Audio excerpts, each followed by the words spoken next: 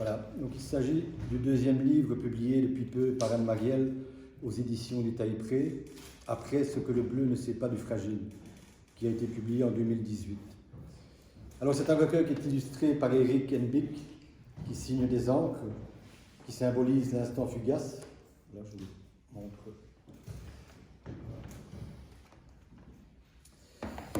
Et c'est un livre qui comporte deux parties. La première partie s'intitule « Un simple froissé d'infini » et la deuxième donne son titre au livre. Il s'agit des miroirs du désordre.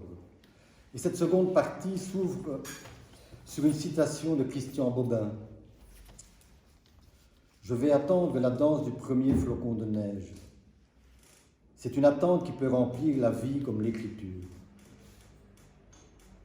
Alors, Anne-Marielle, je vais d'abord te demander si tu pourrais nous donner les raisons de ce choix, cette citation de Christian Bobin, et de nous dire si, à son instar, l'attente et l'écriture remplissent aussi ta vie.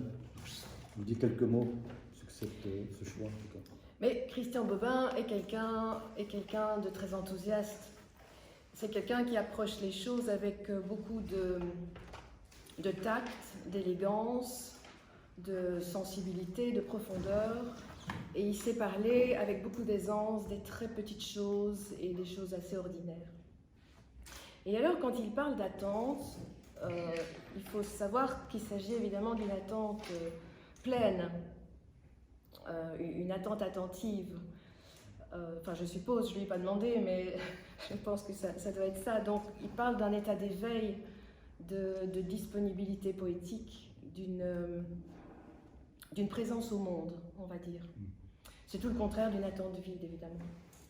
Et je vais répondre par une autre phrase de Bobin qui est plus connue, celle-là, mais voilà. Ne rien prévoir, sinon l'imprévisible. Ne rien attendre, sinon l'inattendu. Ça peut paraître un peu antinomique, mais finalement tout dépend du sens que l'on donne au mot attente et du comment attendons-nous. Bref, tu m'as posé une question. Oui, l'écriture fait partie intégrante de ma vie. Tu pourrais nous dire un mot aussi sur quelles sont tes lectures inspirantes, en quelques mots? Parce que je suppose qu'il n'y a pas que Christian Bobin. Non, il n'y a pas que. Hein. Mais les deux auteurs qui m'ont attirée en poésie, c'est Guillevic et je dirais Paul Éluard, René Char aussi. Alors, je ne vais pas énumérer toutes les lectures qui m'ont impressionnée, qui ont fait une petite place chez moi. Disons que pour le moment, je lis Antoine Emaz, je lis Marie-Claire Brancard, François Jacquemin, Thierry Metz aussi, que je viens de découvrir, qui a eu un parcours très chaotique, mais qui a une belle plume. Et tout ce que j'aime chez ces écrivains-là, c'est ce qu'ils disent et comment ils le disent. Ok, merci. Et donc, poursuivons la plongée au centre du recueil. Disons, à l'instar de Bobin et par exemple de Guillevic, il y a chez Anne Marielle une recherche de l'essentiel de ce monde. Une volonté affirmée de faire du silence un moyen de recueillir l'instant. Le silence, c'est le vase où recueillir l'instant, disait Guillevic. Et en écho, on peut lire page 52. C'est le silence, avec sa fragilité de faïence, qui viendra repoudrer nos vies. Alors une volonté, je disais, chez Anne Marielle, de sentir pleinement le monde, seconde après seconde, de sauvegarder le lumineux, de déjouer les faux semblants, d'interroger, d'écouter, d'accueillir la nature, et en particulier la mer et l'océan, qui fondent en grande partie son écriture. La poésie semble être pour Anne Marielle une manière de se construire, voire de faire naître une vie existante, en conjurant l'absurdité d'une vie qui a tout pour vivre, mais ne vit pas. Alors en outre, le recueil nous dit en substance qu'en fait nous sommes tous reliés, que tout ici nous parle, parlons-nous, pourvu qu'on laisse venir le monde à nous, qu'on sache écouter le silence et aller au-delà du visible. Je lis le poème de la page 9. Il faut beaucoup d'invisibles pour que nos âmes souplement se glissent dans les crimes. Alors les thèmes du livre, les thèmes du recueil, je l'ai déjà évoqué, on trouve le silence, l'indicible, le fragile, la lenteur, l'exil intérieur. Quelques mots-clés, je pense à la douceur, le doute, le calme, la lumière. Alors, comme on va pouvoir l'entendre au cours de cette première lecture, on est ici en présence de poèmes qui sont en fait proches du haïku. En ce sens qu'ils prennent en compte les émotions, les mouvements du corps et du cœur, ainsi que le moment qui passe et qui émerveille.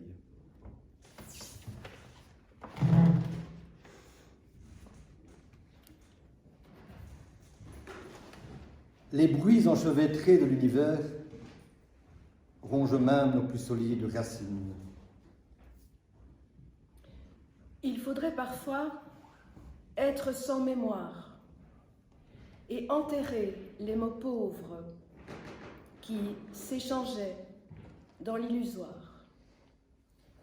Écoutons le lac, lire à voix tremblée, les poèmes tatoués sur nos lèvres.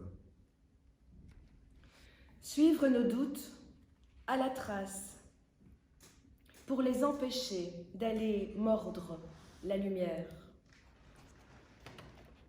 L'inachevé porte en lui le voyage, ses heures de labeur et ses vagabondages. Profiter des éclaircies, là où la pluie a laissé traîner sa petite laine. Sous la dictée du possible, on se tient penché au bord des mots, ne sachant où regarder. L'attention à l'ordinaire ouvre l'horizon des lampes. Hier, nous buvions d'un trait leur lumière trop blanche. Le tout et le rien, soudés dans cette courte vie, détournent sans cesse notre destin. Le soleil s'engouffre dans la fourrure des arbres, comme pour nous inciter à rompre avec l'obscur. La chute d'une feuille laisse toujours dans son sillage de l'air plus attentif et plus dense. Artisans de l'inouï, nous n'avons pas encore fini de façonner le fugace. Sous le dépouillé du vivre, un seul brin d'herbe peut être porteur d'immensité. Graver sur les pierres notre présence profonde pour mieux supporter le grand bruit des êtres. Le verger bourdonne de promesses auxquelles nous croirons jusqu'à la dernière cueillette. Rangée dans la grange du poème, cette petite chaise de merisier où venait s'asseoir la destinée juste pour parler. Alors, comme on vient de l'entendre, tout ici dans ce livre interroge et célèbre ce que d'habitude notre attention néglige, questionne le monde et ses représentations, tend à remettre la beauté et la lumière au centre de notre être, tente d'exprimer la part d'inconnu qu'il y a dans le monde, et plus encore en nous. Et enfin, nous aide à mieux saisir les petits moments de grâce qui jalonnent l'existence. Et j'enchaîne avec ma deuxième question déjà. Je me trompe peut-être, ou alors tu as un peu abandonné dans ce recueil les atmosphères insulaires et portuaires qui te sont chères pour le silence, la lenteur et l'indicible. Je livre d'ailleurs à ta réflexion une citation de Pierre Réverdy. La poésie est dans ce qui n'est pas, dans ce qui nous manque, dans ce que nous voudrions qu'il fût. Elle est en nous à cause de ce que nous ne sommes pas. Ce choix de texte me convient parfaitement. Merci de l'avoir déniché. Je vais tenter d'y faire écho, mais avec mes propres mots, et je vais dire la même chose peut-être. Maintenant, quand tu parlais du côté insulaire et du côté portuaire, bon, mon propre voyage intérieur, même s'il n'est pas insulaire pour le moment, il n'en est pas moins poétique et intérieur justement. Donc il reste tourné vers le silence, qui est un de mes thèmes préférés. Le silence, l'éphémère, l'existence et l'indicible, comme tu disais. Et ce que j'essaye de faire dans l'écriture, c'est de toucher, de saisir tout ce qui nous construit et tout ce qui nous déconstruit. Donc, je voudrais dire, comment je vais dire, que j'aime approfondir l'intime, percevoir le fragile, et j'aime piocher dans les choses et dans l'humain. L'humain, c'est le plus important pour moi. Donc, piocher là-dedans. Et écrire pour moi, c'est aussi renouveler le regard porté, parce qu'on est toujours à la lisière de quelque chose, que ce soit en nous, que ce soit chez les autres, que ce soit dans le monde, malheureusement. Alors, autre chose, plus curieusement, j'ai relevé que tu parles aussi, tu évoques le fait que plutôt que de se protéger derrière des carapaces extérieures, il est important de savoir reconnaître et d'assumer ses failles, sa fragilité. C'est quelque chose... Ben oui, tout le monde a des blessures, a des fêlures, des failles, des manques, des doutes. Je pense que ce n'est pas une faiblesse de pouvoir partager ça entre soi. Je pense que c'est plutôt une force de pouvoir en parler. Ça nous relie aux autres. Et évidemment, en face de ça, parallèlement, on a des côtés joyeux, des côtés heureux, heureusement, par rapport aux souffrances physiques et morales qui existent chez à peu près tout le monde. Et tout ça se retrouve dans mes poèmes, évidemment. De façon peut-être un peu déguisée, parce que je reste plutôt pudique en écriture. Donc quand j'écris, enfin quand on écrit, je crois qu'on traverse deux paysages, le dedans et le dehors, le temps intérieur et le temps extérieur. Parce qu'il y a ce que l'on est, il y a ce que l'on voit et il y a ce que l'on ne voit pas. Et l'invisible, c'est ça qui m'intéresse aussi, parce qu'il y a une force cachée dans l'invisible et il y a aussi un côté spirituel. Et donc, le travail du poète est de capter tout ça, de formuler et de transmettre. Et alors oui, je vais peut-être rajouter une petite chose, il y a l'inconscient quand même qui joue un fameux rôle dans notre écriture, parce que je me dis que rien n'arrive à l'improviste, que ce soit dans la vie ou sur le papier, rien n'arrive à l'improviste, tout existe.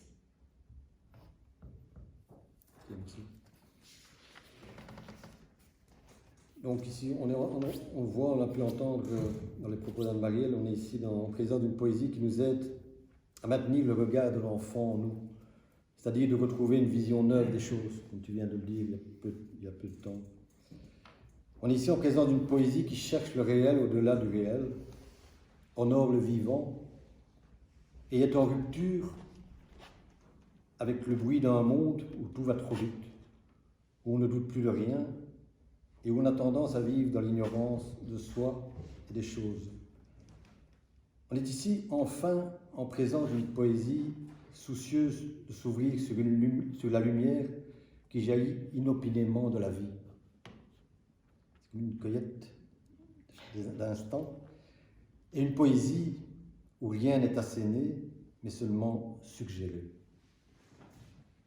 Alors Anne-Marielle, donc, tu pratiques en marge de la poésie, la photo, la peinture, et tu compares tes poèmes à des sculptures.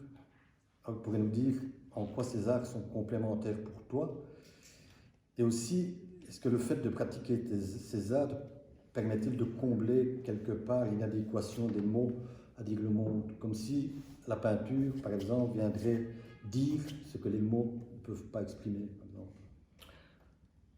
Combler, je ne crois pas. Je pense que ce sont des disciplines différentes et qui se chevauchent. Et quel que soit l'outil utilisé, que ce soit le crayon, que ce soit le pinceau ou que ce soit l'objectif, la démarche est la même, l'objectif est le même. C'est-à-dire, on s'exprime avec bonheur, et puis on a envie de montrer, et puis ça suscite des échanges, évidemment. Alors, en poésie, c'est vrai que j'évoque souvent l'invisible. En photo, c'est plus difficile de photographier l'invisible. Tu ne me contrediras pas. Mais donc, je photographie le presque invisible. Donc, je cerne des choses que les autres ne voient peut-être pas. Et donc, je fais des gros plans et je photographie des détails. Parce qu'un détail qui est isolé de son contexte, finalement, il propose une œuvre abstraite. Et donc, un regard ouvert et un regard abstrait. Et donc, une interprétation ouverte, finalement. Okay. Alors, ma dernière question, avant de conclure et de laisser Gilberte Delars clore l'entretien. J'ai remarqué que tu ne laisses rien au hasard, donc, que ce soit au niveau du choix des mots, des sonorités, du rythme. Tu as besoin de peu de mots pour exprimer le plus justement possible ta sensibilité. Et c'est un paradoxe et une gageure qu'on sait qu'on dispose de... On n'a jamais assez de mots pour exprimer ses émotions. Mettre ces mots sur les émotions, c'est quelque chose qui est le plus difficile. Alors, est-ce que tu pourrais nous parler brièvement de ton rituel d'écriture? J'imagine aussi que malgré justement les apparences et cette économie de mots, je n'ose imaginer la somme de travail que doit te demander l'écriture d'un recueil derrière ces 5 ou 6 vers oui. qui composent chaque poème. Mais il y a du travail, c'est certain. Il y a surtout beaucoup de détours. J'allais dire des détours inutiles, mais les détours ne sont jamais inutiles parce qu'un détour entraîne un autre détour. Et finalement, souvent je me trouve dans un labyrinthe, mais j'en sors quand même toujours. J'en sors soit où je voulais aller, ou bien j'en sors par une sortie où vraiment je ne voulais pas aller, mais où je me trouve bien quand même. Donc du travail, des détours et aussi beaucoup de recul. Je crois qu'il faut du recul pour la poésie. Alors tu parlais des sonorités. Je dirais que les sonorités sont là, pas par hasard, mais pour servir le poème. Il y a un genre d'ossature phonique comme ça qui est indispensable pour l'équilibre du texte. Il y a aussi un rythme, une cadence, une respiration qui fait partie intégrante du poème aussi. Et donc tout ça nous éloigne des contraintes de certains autres types de poèmes que je ne critique absolument pas. Mais moi, je n'aime pas les contraintes, je n'aime pas les consignes et voilà. Donc je recherche juste une sorte d'équilibre. Tu parlais de l'économie de mots. C'est vrai que je suis très économe parce que mais quand on relit ces textes, au départ on met un texte voilà, qui sort, le premier jet, et puis on relit, et puis on se dit il y a beaucoup de choses inutiles, il y a des mots inutiles qu'on va enlever, donc j'élague quand même assez bien. Et élaguer, alléger, parce qu'il y a tellement de choses qui peuvent alourdir un texte, mais sans qu'on ne se rende compte tout de suite. Hein, c'est parfois après des dizaines de relectures qu'on voit qu'il y a des failles, on y revient. Et donc voilà, j'élague beaucoup. Et récemment, je suis tombée sur une citation d'Armel Guern, que j'ai très envie de partager avec vous ce soir. Elle est très courte, mais elle dit vraiment des choses que j'aime beaucoup. La poésie est avant tout une école où l'on apprend comment se taire et pourquoi. Merci. Voilà, et donc il est temps de conclure. simplement dire encore que dans ce livre, Anne-Marielle n'aime rien tant que traduire la subtilité et l'intensité du présent, capter les étincelles du vivant, mais aussi et surtout poursuivre la quête et l'espoir d'atteindre une connivence avec le monde. Je vous livre un texte, page 28. Quand l'instant fébrilement se dilue dans le beau, on se sent au sommet de soi-même. Ce qui me fait dire que c'est une manière de dire que la beauté nous rappelle quelque part qu'on peut habiter le monde. Qu'on regarde un paysage, c'est un peu ce que tu dis, on l'habite, on entre en lui, on s'oublie, il n'est plus question d'ego, on en fait partie, on s'émerveille et on ne se préoccupe plus de soi qui regarde. Et la beauté nous rappelle aussi quelque part qu'il y a l'inexplicable, et Dieu sait si on déteste l'inexplicable. Mais voilà, ce que m'a inspiré un peu, c'est tout à fait personnel, ce poème. Alors en définitive, ce livre est un appel à découvrir une vie qu'on ne sait plus voir ni entendre. Et pour Anne-Marielle, il ne s'agit pas tant de changer la vie que d'en avoir la révélation. Et cela, elle ne me démentira pas, c'est le travail de toute une vie. Et je reprends le texte en conclusion de page 40. Artisans de l'inouï, nous n'avons pas encore fini de façonner le fugace. Et voilà, maintenant je laisse le soin à Gilberte Lars de clore cet entretien. Je lui laisse ma place. Je lui laisse ma place aussi. Tu peux choisir.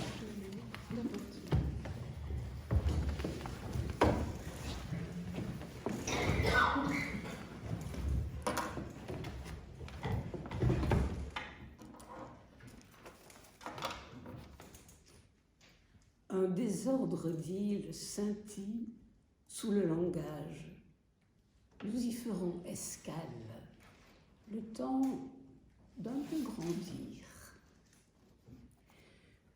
Du haut de son invisible, le pic vert tambourine aux portes de ce qui pourrait mourir en nous. Sous la branche basse des silences, les gouttes de pluie se déperlent, déposant leur éclat fugace au creux du sombre. Le brouillard porte le deuil de lanternes éteintes, mais il garde en lui tous les heureux présages. On marche sur le tapis du soir pour les amis, pour les miroirs reflétant l'enjoué de nos désordres. Certains feux jamais ne s'éteignent, leurs effluves en nous infiniment se diffusent. Prendre grand soin de l'infime qui discrètement jardine sur nos terres intérieures.